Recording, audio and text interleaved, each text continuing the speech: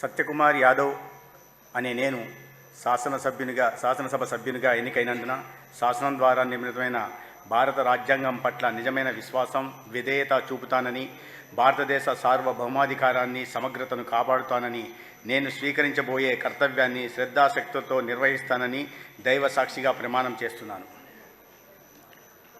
ఆంధ్రప్రదేశ్ శాసనసభ సభ్యుడినైన సత్యకుమార్ యాదవ్ అనే నేను సభ నియమాలకు కట్టుబడి ఉంటానని, వాటిని అనుసరిస్తానని, సభ మర్యాదలను పాటిస్తానని, సంప్రదాయాలను గౌరవిస్తానని దైవ సాక్షిగా ప్రమాణం చేస్తున్నాను.